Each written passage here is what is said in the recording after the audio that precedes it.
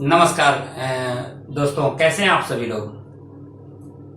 आप लोग जो क्लास आप लोग का जो चल रहा है उसमें आप लोगों ने कई सारे टॉपिक पे आप लोगों ने सवाल किया था और कई सारे बच्चों ने सवाल किया था। तो उस सारे सवाल को लेकर के आज हम ये वीडियो आप लोगों को तैयार कर रहे हैं। और इसमें हम लोग अलग अलग जो टॉपिक जो हमको मिला था उसमें था पहला मिसकैरेज, और जो एचसीजी हार्मोन है, एचसीजी हार्मोन के लेवल के कम होने से कैसे मिसकैरेज की संभावना होती है, यानी ये गर्भपात, इसको बोलेंगे गर्भपात। गर्भपात कैसे हो जाता है, अपने आप गर्भपात कैसे हो जाता है।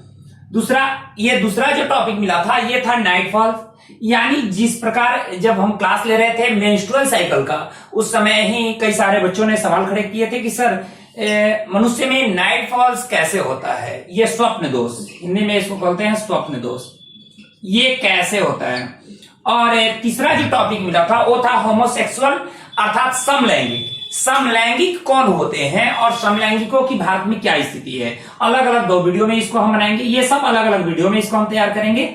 और होमोसेक्सुअल अर्थात समलैंगिक, ये समलैंगिक कौन होते हैं और क्या स्थितियां होती हैं, समलैंगिक जो होते हैं भारत में क्या स्थिति है, इससे रिलेटेड हम लोग बात करेंगे। तो ये 3 टॉपिक पे हम लोग बात करने वाले हैं अलग अलग। इसके लिए 4 वीडियो तैयार करेंगे। एक आपको मिसकैरेज गर्भपात का वीडियो होगा, और दूसरा नाइटफॉल स्वप्नदोष, और तीसरा होगा होमोसेक्सुअल यानी समलैंगिक क्या होते हैं, और उसके बाद चौथा जो वीडियो होगा भारत में समलैंगिकों की क्या स्थिति है, इससे रिलेटेड होगा। यानी 4 अलग अलग वीडियो में आपके ये 4 टॉपिक क्लियर होंगे। चलिए पहला हम लोग आज बात करेंगे मिसकैरेज की।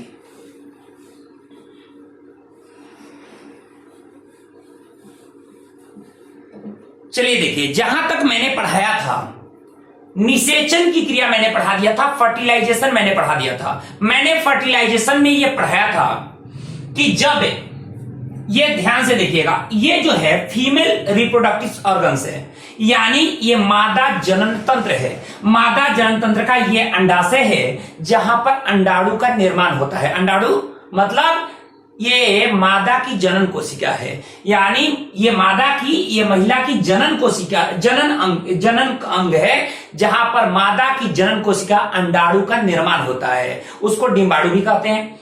अब देखिए, जैसे ही यहां अंडाणु का निर्माण होता है, तो अंडाणु का निर्माण जैसे होता है तो ये पहले नंबर क्या होता है कि जो पूरा स्ट्रक्चर होता है जहां से अंडाणु रिलीज होता है, और अंडाणु जब रिलीज होता है यानी जो फॉलिकल जो स्ट्रक्चर होते हैं, जो टर्सरी फॉलिकल होता है, जिसको हम लोग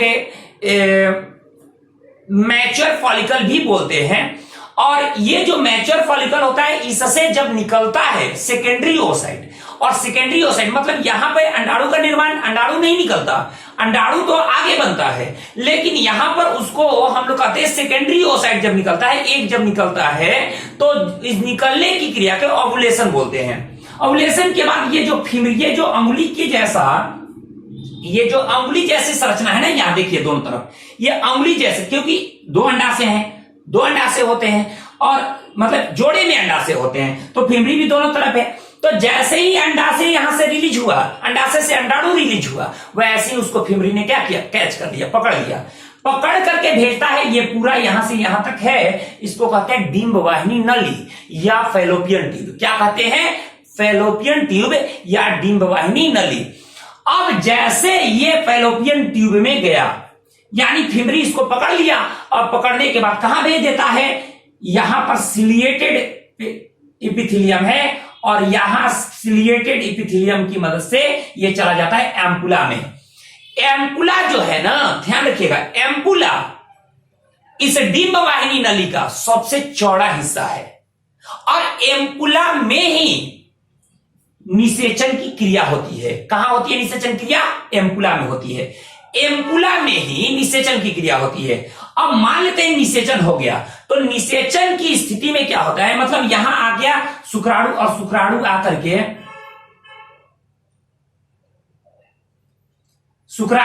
के और निषेचित कर दिया इसको, ठीक है, निषेचित कर दिया। और जैसे निषेचित हुआ तो निषेचन की बाद की जो स्थितियां होती हैं वो इस तरह से हो गई।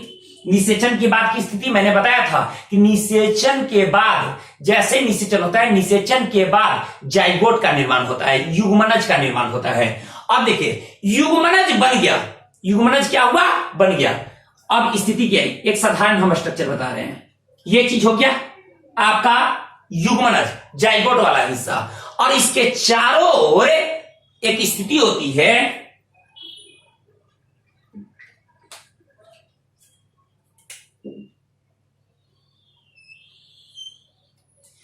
ये जोना पेलिसिडा है, इसको कहते हैं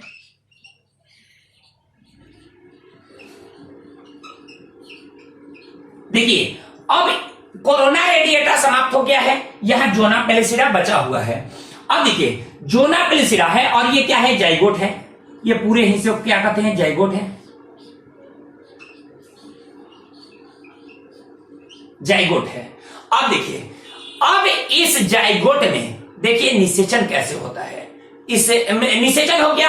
अब इस जाइगोट में स्थिति क्या होती है कि अब जाइगोट तो बन गया, तो जाइगोट हमेशा किस फॉर्म में रहेगा, 2n के फॉर्म में, मतलब ये डिप्लॉयड रहेगा, हेप्लॉयड तो नहीं होगा, क्योंकि सेक्स सेल क्या होते हैं, हेप्लॉयड होते हैं, मतलब अगुणित होते हैं। लेकिन जो जाइगोट होता है वो सेक्स सेल ना होकर सोमैटिक सेल है, और ये सोमैटिक सेल है तो ये 2n के फॉर्म में होगा, मतलब ये डिप्लॉयड होगा, यानी द्विगुणित होगा, द्विगुणित होगा। और सेक्स सेल क्या होते हैं, अगुणित। तो जब अगुणित आ जाए, अगुणित आ जाए तो x के फॉर्म में, अगुणित मतलब x के फॉर्म में, मतलब जनन कोशिका x के फॉर्म में होती है, अगुणित होती है, जबकि जाइगोट द्विगुणित होता है, मतलब 2x के फॉर्म में होता है। अब जब जाइगोट 2x के फॉर्म में है तो यहां पर समसूत्री कोशिका विभाजन होगा, माइटोसिस सेल डिवीजन, समसूत्री। अब समसूत्री कोशिका विभाजन यहां शुरू हो गया। जोना पेलिसिडा है, कोरोना रेडिएटा टूट गया है। अब देखिए जाइगोट है, ये जो जाइगोट है, इस जाइगोट में समसूत्री कोशिका विभाजन होगा, और समसूत्री कोशिका विभाजन के पश्चात इसमें क्या स्थितियां होगी कि इसकी कोशिकाओं में वृद्धि होगी। अब देखिए यहां पे क्या हो रहा है, यहां तक तो समझ गए। जोना पेलिसिडा एक लेयर बना हुआ है, कोरोना रेडिएटा का लेयर टूट गया निषेचन के दौरान ही। जाइगोट, ये पूरा स्ट्रक्चर जो जाइगोट का है, ये जाइगोट में समसूत्री कोशिका विभाजन शुरू हो गया। निषेचन होने के बाद जाइगोट बना, और जाइगोट के बाद क्या बनेगा, समसूत्री कोशिका विभाजन होगा, क्योंकि अब भ्रूण का निर्माण होगा ना, अब भ्रूण का निर्माण होगा, एम्ब्रियो का निर्माण होगा। तो अब देखिए कैसे होता है।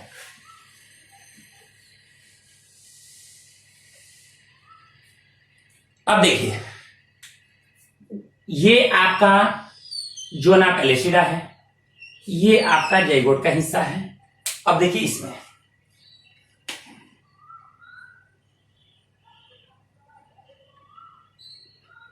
ये है।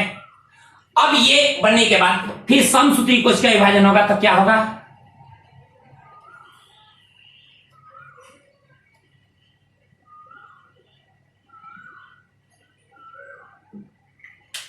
दो से चार कोशिकाओं का निर्माण होगा, जोना पेलिसिडा रहेगा। ठीक है, जोना पेलिसिडा रहेगा। अब देखिए इसके बाद की स्थिति, इसके बाद क्या होगा, इसके बाद देखिए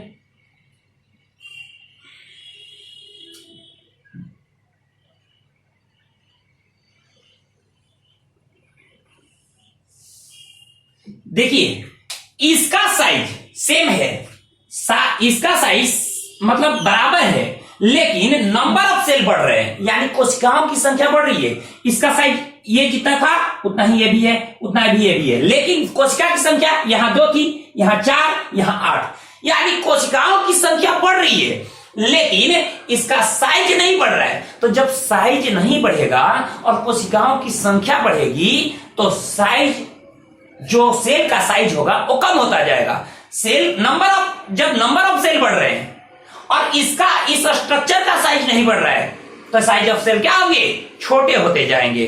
अब देखिए जैसे ये 4 से 8 में चेंज हुआ और 8 से 16 के स्ट्रक्चर में, जब 8 to 16 सेल ऑफ स्ट्रक्चर हो जाएगा, 8 से 16 जब कोशिकाएं हो जाएंगी, जब 8 से 16 कोशिकाएं हो जाएंगी तो उसको बोलेंगे मॉरूला। क्या बोलेंगे, मॉरूला। ध्यान रखिएगा, मॉरुला, इसको बोलेंगे मॉरुला। मॉरुला के बाद अब जो अगला स्थिति है वो ब्लास्टुला की स्थिति है, यानी सब 16 से आगे जब बढ़ेंगे तो ब्लास्टुला, यानी ब्लास्टुला में देखिए क्या होता है। यहां तक तो क्लियर है। देखिए ये वाली स्थिति निषेचन के बाद है, जाइगोट बन गया, जाइगोट के बाद ये एक स्पर्म ओवम मिल गए और मिलने के बाद फिर यहां 2 से कितनी कोशिकाएं होंगी, 4 कोशिकाएं, 4 से 8 से 16 कोशिकाएं। जब 8 से 16 कोशिकाएं होंगी तो उसको क्या बोलेंगे, मॉरुला। क्या बोलेंगे, मॉरुला। मॉरुला के बाद ब्लास्टुला का निर्माण होता है। जो ब्लास्टुला होता है ना, ब्लास्टुला, जिसको ब्लास्टोसाइट भी बोलते हैं, इसमें देखिए क्या स्थिति, ये आपके अंदर का हिस्सा है, ये आपके बाहर का लेयर है जोना पेलिसिडा का, ठीक है। अब देखिए इसमें सेल क्या होते हैं, सेल ऐसे हो जाते हैं किनारे किनारे, किनारे किनारे हो गए, यहां पर नंबर ऑफ सेल ज्यादा हो जाएंगे, ज्यादा हो जाएंगे, और यहां पर एक लिक्विड भरेगा जिसको बोलेंगे ग्लाइकोजन। एक लिक्विड भरेगा, ये लिक्विड क्या करेगा, इसको पोषण प्रदान करेगा, इसको क्या करेगा, पोषण प्रदान करेगा, इसको पोषण ये लिक्विड ग्लाइकोजन प्रदान करेगा। और ध्यान रखिएगा ये क्या है, ग्लाइकोजन है, ग्लाइकोजन है। ये आपको एम्ब्रियोब्लास्ट है, इसको एम्ब्रियोब्लास्ट बोलते हैं।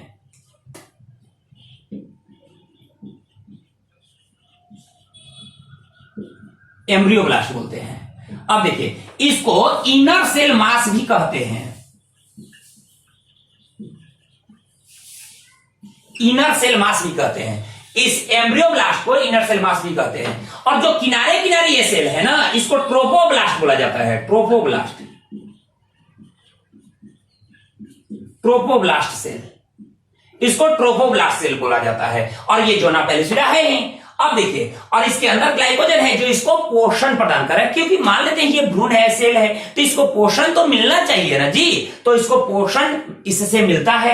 अब देखिए हुआ ये कि निषेचन, मान लेते हैं कि आज निषेचन हुआ, आज निषेचन हुआ, आज निषेचन हुआ, तो तीसरे से चौथे दिन तक ये यहां आ जाएगा, ये जाइगोट यहां आ गया, और उसके बाद 7वें दिन जब ये पूरा स्ट्रक्चर क्या कहलाएगा, ब्लास्टोसाइट,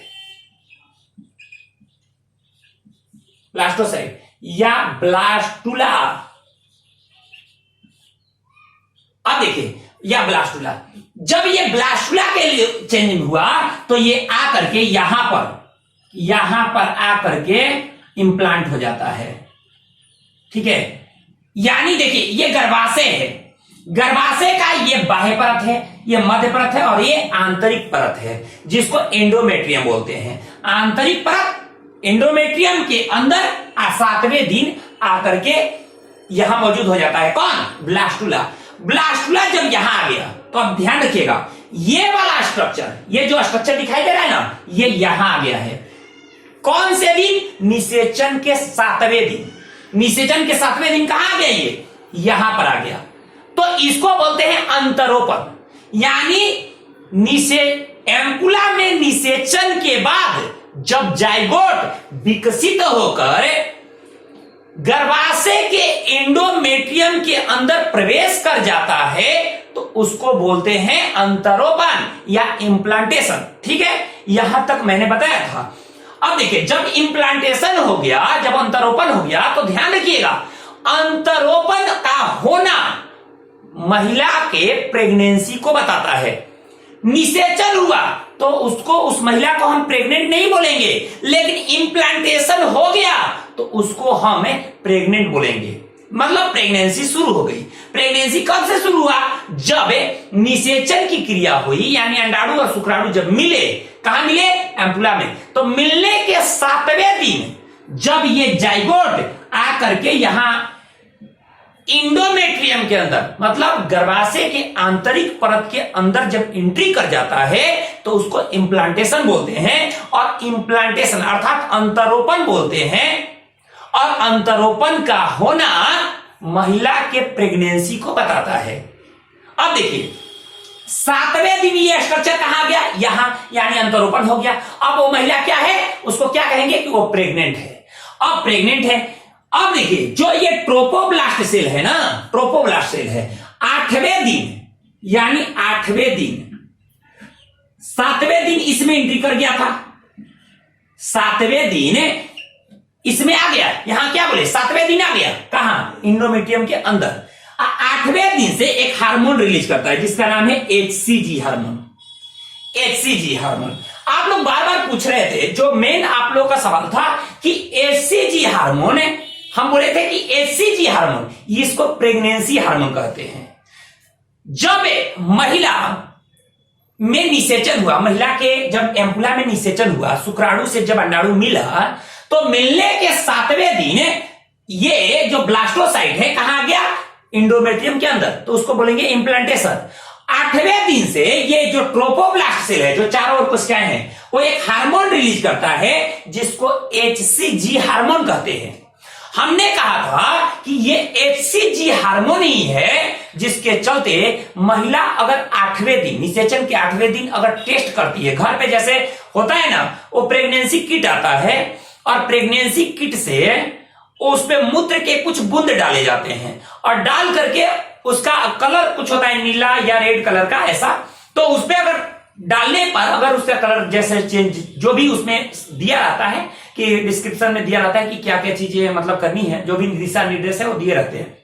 अब देखिए, तो वो जैसे ही उसके कलर रेड या नीला जैसे ही होता है तो वो समझा जाता है कि महिला प्रेग्नेंट है। तो HCG हार्मोन के चलते होता है, यानी HCG हार्मोन के चलते ही कोई महिला प्रेग्नेंट है या नहीं है इसका पता घर पे प्रेगनेंसी किट से लगाया जा सकता है। किसके चलते, HCG हार्मोन के चलते। HCG हार्मोन का अगर लेवल कम हो जाए तो मिसकैरेज की समस्या हो सकती है। अब आप लोग का सवाल यही था कि सर मिसकैरेज की जो समस्या है, मिसकैरेज की जो स्थितियां होती हैं वो HCG के चलते होता है, HCG का रोल क्या है? तो मैंने बताया था एक चीज, पहले भी एक चीज बताया था कि HCG खास करके मान लेते हैं ये जो ग्लाइकोजन है, ये खास करके जो कॉर्पस ल्यूटियम है, कॉर्पस ल्यूटियम से निकलने वाला जो प्रोजेस्टेरॉन और उससे जो ग्लाइकोजन का स्राव हो रहा है, ये ग्लाइकोजन इसको क्या कर रहा है, पोषण दे रहा है। लेकिन जब LH हार्मोन का, यानी जो ल्यूटियम जो हार्मोन है जो हमारे पिट्यूटरी ग्लैंड से निकल रहा है, LH हार्मोन, उसका लेवल अगर कम होने लगे तो कार्पस ल्यूटियम की डेथ हो जाती है, उसकी मृत्यु हो जाती है। लेकिन कार्पस ल्यूटियम की अभी जरूरत है, जब महिला प्रेग्नेंट नहीं होती तो कार्पस ल्यूटियम 14 दिन पर तो मर ही जाता है।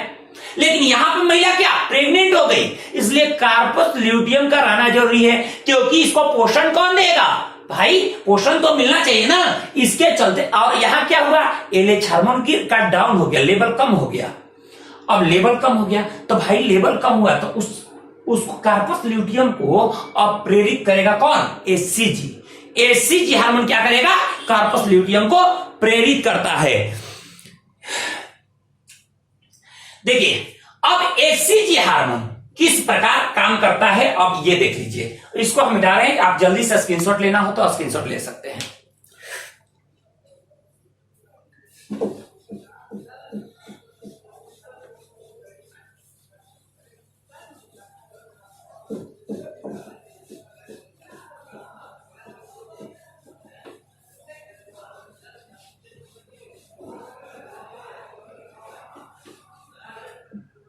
अब देखिए HCG हार्मोन, HCG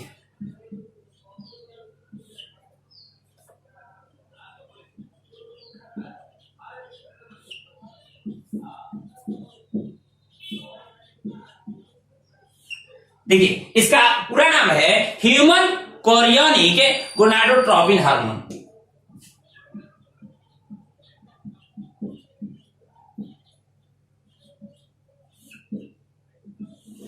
HCG ये जो हार्मोन है इसके लेवल का कम होना कैसे बताता है कि वो मिसकैरेज की समस्या हो गई है।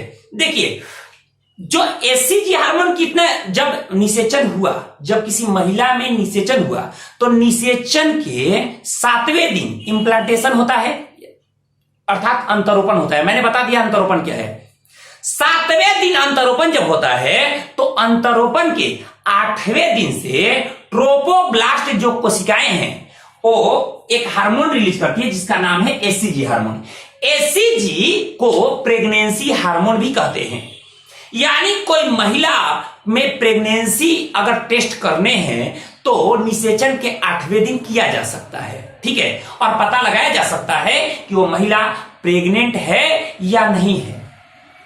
अब देखिए, जैसे ही वो महिला में इंप्लांटेशन हुआ, जब ये पता चला को महिला मतलब एससीजी का जब स्राव होने लगता है तो क्या किया जाता है कि 8वें दिन मूत्र में एससीजी की मात्रा आ जाती है और वो जो प्रेगनेंसी किट होता है उस पर 2-4 बूंद डाल करके उसका टेस्ट किया जाता है कि एससीजी उसमें है। अगर एससीजी है तो वो महिला प्रेग्नेंट है, एससीजी का लेवल अगर एक मात्रा में है तो वो प्रेग्नेंट है। एससीजी का लेवल अगर कम हो तो देखिए क्या हो सकता है। एससीजी के लेवल कम होने लगे तो एक खतरा है। क्या खतरा है भाई? एससीजी का लेवल कम होने से क्या खतरा है, ये देखिए। तो पहला नंबर एससीजी का लेवल कम होने से, एचसीजी का स्तर कम होने से देखिए क्या होगा। पहला, मिसकैरेज की संभावना ज्यादा होगी।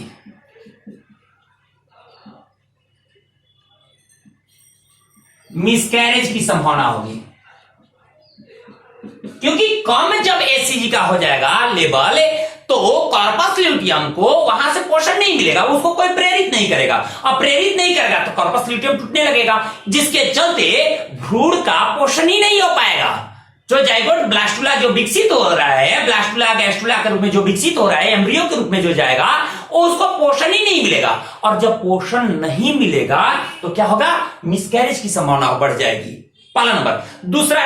दूसरा चीज ये होता है कि एक्टोपिक गर्भावस्था हो जाता है। एक्टोपिक यानी दूसरा, अगर एचसीजी का लेवल कम है तो एक्टोपिक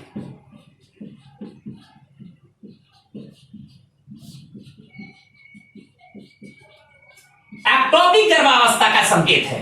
एक्टोपिक गर्भावस्था। अब आप सोच रहे होंगे कि सर एक्टोपिक गर्भावस्था क्या है? तो आपको पता है कि जब अंडाणु शुक्राणु निषेचित हो गए, जब अंडाणु निषेचित हो गया, जब वो जाइगोट बन गया तो भ्रूण आएगा तो कहां आएगा? गर्भ में आएगा ना। भ्रूण आकर के कहां जुड़ेगा? एम्ब्रियो आकर के कहां जुड़ेगा? यूट्रस में। लेकिन यहां पर यूट्रस में न जुड़ करके, भ्रूण गर्भ में न जुड़ करके कहां जुड़ जाता है? फैलोपियन ट्यूब में ही जुड़ जाएगा, या गर्भाशय ग्रीवा में आकर जुड़ जाएगा। फैलोपियन ट्यूब या गर्भाशय, यानी गर्भाशय में न जुड़ करके जब ब्लास्टुला या गैस्ट्रुला आकर के फैलोपियन ट्यूब अर्थात डिंबवाहिनी नली, यानी जो हम ये दोनों तरफ बनाए थे ना जो डिंबवाहिनी नली, अगर उसी में अगर जुड़ जाए, या गर्भाशय के जो नीचे वाला हिस्सा था उसमें अगर जुड़ने लगे तो उसको कहते हैं एक्टोपिक गर्भावस्था। और एक्टोपिक गर्भावस्था के बाद भी मिसकैरेज की संभावना बढ़ जाती है, मिसकैरेज हो ही जाता है।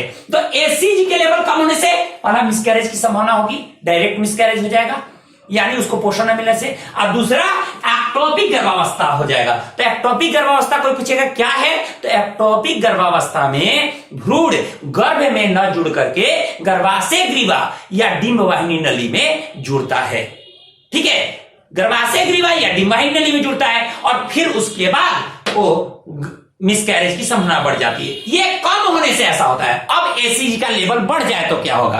अब देखिए,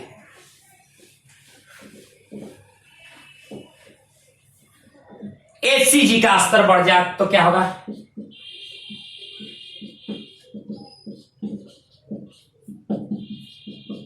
जाए तो क्या होगा? पहला नंबर ध्यान रखिएगा, पहला ये स्थिति होगा, मल्टीपल गर्भावस्था की स्थिति हो जाएगी, यानी मल्टीपल गर्भावस्था।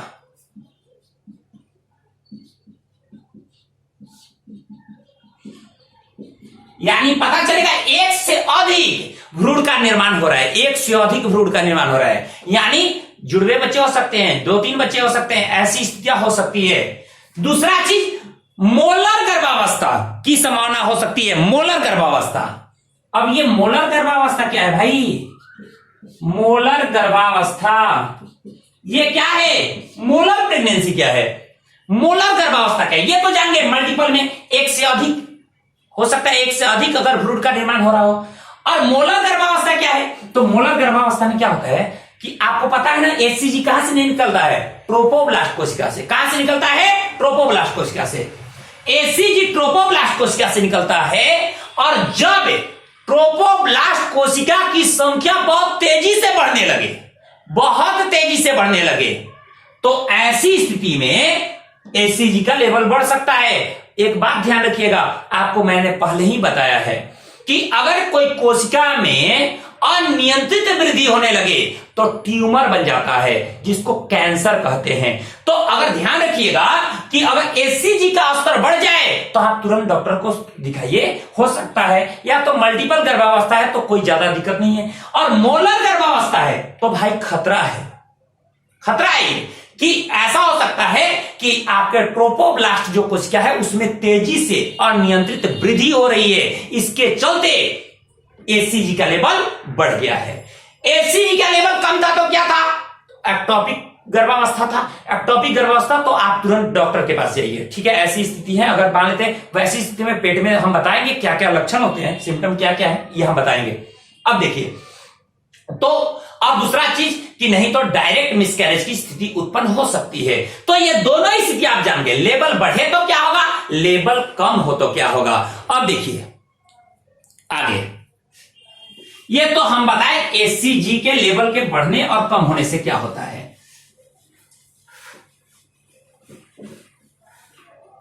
अब बात आ जाती है, कुछ लोग बोल रहे थे कि सर क्या एचसीजी जो हार्मोन है इसके लेवल के कम होने से और अधिक होने से ऐसी समस्या आ सकती है क्या? मिसकैरेज सिर्फ इन्हीं कारणों से हो सकता है? तो एक बात बता रहे हैं, मिसकैरेज को होना एक जेनेटिक प्रॉब्लम भी हो सकता है, वो जीन से प्रॉब्लम भी हो सकता है, जेनेटिक प्रॉब्लम जो बार बार मिसकैरेज की समस्या हो रही है। मिसकैरेज का कारण और भी हो सकता है, जैसे इन्फेक्शन। अगर मान लेते हैं महिला के जो इंटरनल जो रिप्रोडक्टिव जो ऑर्गन्स हैं उसमें कोई इन्फेक्शन है तो उससे मिसकैरेज की समस्या बढ़ जाती है। इतना ही नहीं, मान लेते हैं कि वो महिला शुगर के पेशेंट है या थायराइड का पेशेंट है या बीपी का पेशेंट है और वो दवा का सेवन करती है, तो उस दवा के सेवन करने से भी मिसकैरेज की समस्या हो सकती है। कोई महिला अगर नशीली पदार्थों का सेवन करती है या वो चाय कॉफी का ज्यादा सेवन करती है तो उससे भी मिसकैरेज की समस्या हो सकती है। इसको ध्यान रखिएगा, मिसकैरेज की समस्या एचसीजी हार्मोन के लेवल के कम होने से मिसकैरेज की समस्या हो रही है। लेकिन ध्यान रखिए कि ये जेनेटिक प्रॉब्लम भी हो सकता है, जीन से रिलेटेड प्रॉब्लम भी हो सकते हैं जिससे मिसकैरेज की समस्या होती है। ठीक इतना ही नहीं, अगर महिला के जो आंतरिक अंग है, जनन अंग, अगर उसमें इंफेक्शन है तो भी मिसकैरेज की समस्या हो सकती है। इतना ही नहीं, अगर महिला शुगर के पेशेंट है या थायराइड से ग्रसित है, थायराइड के पेशेंट है या बीपी के पेशेंट है तो उसको मिसकैरेज की संभावना ज्यादा होती है। अगर उसकी दवा ले रही है तो उसको मिसकैरेज की संभावना ज्यादा होती है। अगर महिला नशेड़ी भंगेड़ी है, मतलब समझ रहे हैं ना, नशा करती है, नशीली पदार्थों का सेवन करती है, तो उसमें मिसकैरेज की संभावना ज्यादा होती है। अगला चीज कि अगर वो चाय कॉफी ज्यादा लेती है या चाय कॉफी का सेवन करती है तो भी संभावना बढ़ जाती है, इस बात का ध्यान रखें, ठीक है। अब एक बात और है, तो अगर कभी भी आप अपना प्रेगनेंसी का जो टाइम आप फिक्स करते हैं, अपना प्लानिंग करते हैं, प्रेगनेंसी का प्लानिंग जब करते हैं तो आप इस चीज का ध्यान रखें कि वो जो महिला है वो ध्यान रखें कि वो कोई नशा का सेवन तो नहीं करती, दवाइयां तो ये सब बीपी, ब्लड प्रेशर, थायराइड या शुगर की दवाइयां तो नहीं लेती, या कॉफी या इसका सेवन तो नहीं करती। इससे पहले वो डॉक्टर से एक बार सलाह जरूर ले लें, ठीक है, कि कब दवाइयों को ये करके और प्रेगनेंसी के प्लानिंग किया जा सकता है, वो पहले डॉक्टर से सलाह लें, उसके बाद ही आप प्लान करें। इस बात को ध्यान रखें। तीसरा चीज ये है कि अगर मान लेते हैं कि प्रेगनेंसी के लेकर एक स्थिति और है कि जितना शुरुआती अवस्था होगा मिसकैरेज की संभावना अधिक होगी। मिसकैरेज की संभावना अधिक कब होती है? शुरुआती अवस्थाओं में, यानी जो 20वां सप्ताह जो होता है ना, यानी लगभग 5वें महीने तक ज्यादा संभावना होती है। 5वें महीने के बाद बहुत कम संभावना होती है, यानी शुरुआती अवस्था में संभावना ज्यादा होती है। जैसे जैसे दिन बढ़ते जाते हैं, जैसे जैसे प्रेगनेंसी का जो गर्भधारण की अवधि है वो बढ़ते जाती है, वैसे वैसे मिसकैरेज की संभावना कम होती जाती है। और 20वें सप्ताह के बाद मिसकैरेज की संभावना बिल्कुल ही कम हो जाती है। मतलब 5वें महीने के बाद 20वें सप्ताह के बाद मिसकैरेज की संभावना बिल्कुल कम होती है। इस बात को ध्यान रखें। अगर कोई महिला में 1 या 2 बार मिसकैरेज हो गया तो उसको घबराने की कोई जरूरत नहीं है। हो सकता है किसी प्रॉब्लम से ऐसी स्थितियां हुई है, लेकिन अगर किसी महिला में 1 या 2 बार अगर मिसकैरेज हुआ तो एक बात का ध्यान रखें कि तुरंत आप अगले प्रेगनेंसी का प्लानिंग ना करें। अगले जो फैमिली प्लान आप करते हैं, जो भी संबंध स्थापित करते हैं, उसका प्लान आप ना करें। कम से कम 3 महीने का गैप रखें। यानी एक बार मिसकैरेज हुआ तो आप 3 महीने के गैप के बाद ही अगले प्रेगनेंसी के लिए आप सोचें। अब देखिए, मान लेते हैं 2 से अधिक अगर बार मिसकैरेज हो गया तो आप डॉक्टर से सलाह जरूर लें। 2 बार से अगर अधिक हो गया, 3 बार 4 बार हो गया तो आप डॉक्टर से सलाह लें। हो सकता है कि आप में ऐसी स्थितियां हो सकती है, जेनेटिक प्रॉब्लम हो सकते हैं या कोई इंफेक्शन हो सकता है, तो आप डॉक्टर से सलाह जरूर लें, क्योंकि डॉक्टर सलाह के बाद ही अगला कदम उठाएं। तो इस बात को भी ध्यान रखें। मैंने प्रत्येक चीजें जो थी उससे रिलेटेड, मिसकैरेज से संबंधित जो भी चीजें थी मैंने बता दिया, और बाकी चीजें जो भी है उसे दवाइयां वो तो भाई मेडिकल में आप लोग जानिएगा। और मिसकैरेज से जो HCG हार्मोन को लेकर जो था कि प्रेगनेंसी किट से कैसे टेस्ट करते हैं और ये क्या होता है, HCG का लेवल कम होना और अधिक होने से क्या होता है, इन सब के बारे में मैंने बता दिया। अगले वीडियो में हम लोग मिलेंगे अगले टॉपिक के साथ। धन्यवाद।